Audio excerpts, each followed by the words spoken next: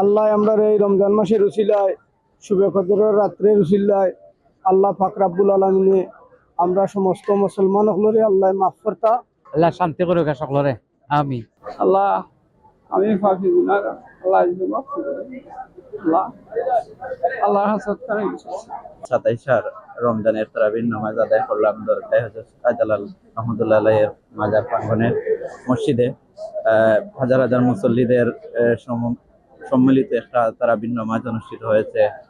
এই তারাবির নামাজ যে মুসল্লিরা তাদের মনের যে আশা আল্লাহর দরবারে তারা যাতে ফরিয়াদটুকু করেছে যাতে আল্লাহ তাদেরকে মাফ করেন, এবং তো প্রথমত চাইছি আল্লাহ আমরা গুনাহ মাফ করে দিতা, আর দ্বিতীয়ত চাইছি যে আল্লাহ আমরা ভাগ্য চেঞ্জ করে দিতা।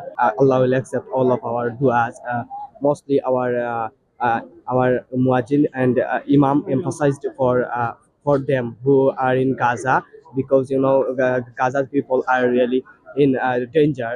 বিশ্বর মুসলমানের মাঝে ফিলিস্তিনের গাজার মুসলমানের পরিস্থিতি দেখে আমাদের মনের মাঝে এত দুঃখ দুর্দশা হয় যে আল্লাহ পাক ইহুদি নাস্তিকবাদীদের আল্লাহ পাক যেন হেদায়ত দান করেন। 27 রাতকে আমরা বেসিক্যালি শুভ কদর হিসেবে নিই, কিন্তু 27 রাত যে শুভ কদর তা না।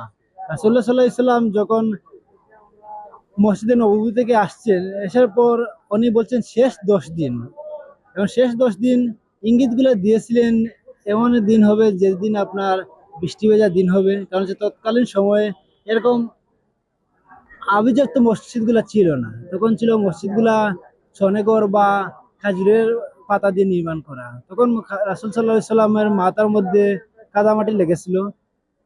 সেক্ষেত্রে ওনার শুধু এটুকু মনে আছে, বলেছিলেন যে সেদিন রাতটা থাকবে স্নিগ্ধ রাত, কোমল রাত এবং বৃষ্টি ভেজা রাত।